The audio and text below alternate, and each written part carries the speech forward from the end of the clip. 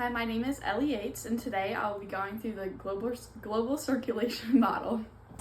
Highest insolation at the equator leads to warm air rising, causing low pressure, which occurs at the 0 degree point.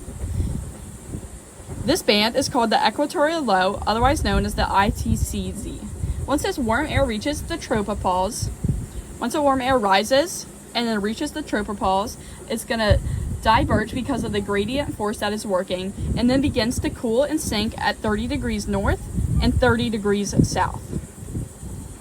Once the sinking air reaches the surface, it's going to go down, and then it's going to diverge once again. Goes north and south, north and south. As you can see, this creates a circulation of air between the equatorial low and the subtropical high. This is called a cell, and this cell, but in particular, is called the Hadley cell. Now we're going to move to the poles, which have the coldest air. The cold air again is going to sink, causing high pressure on the surface.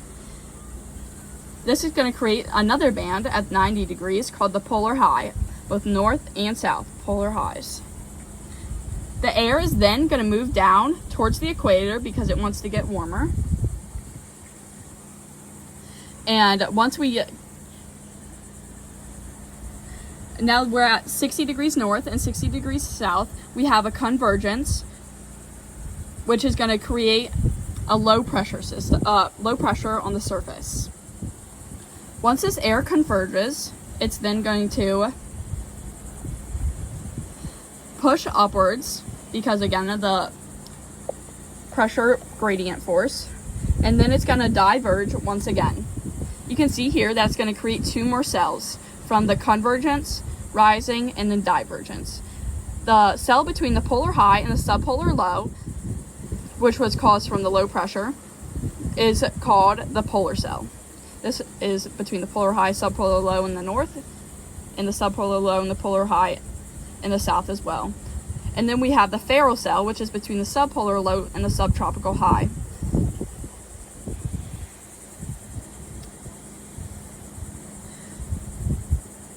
These are also, however, there are also surface winds which flow in the same direction as the cells, as we can see here. The cell is moving down, and so from the polar high to the subpolar low, we're going down. And then the Ferrel cell is moving north, so the subtropical high is going north, and it follows on. Lastly, there are winds from rotation known as the Coriolis force. Things traveling towards the equator from the northern hemisphere get deflected to the right, and in the southern hemisphere they get deflected to the left. As a result, the winds will end up looking like this between the polar high and the subpolar low.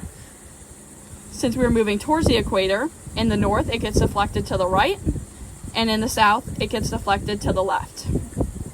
These are called the easterlies since the wind is coming from the east.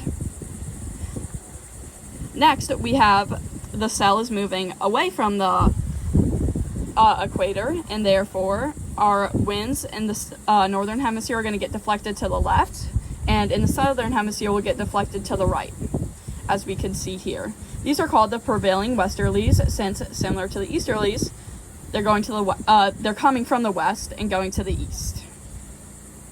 Finally, we have our cells which are moving towards the equator.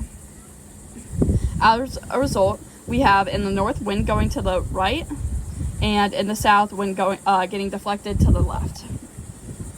These are similar to the easterlies, however, since they are already named that, we needed a different name, so it's called the northeast trade winds and the southeast trade winds, and that's between the subtropical high and the equatorial low.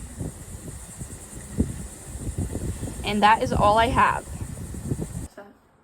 Thank you for joining me, and I hope you enjoyed my explanation of the world circulation model.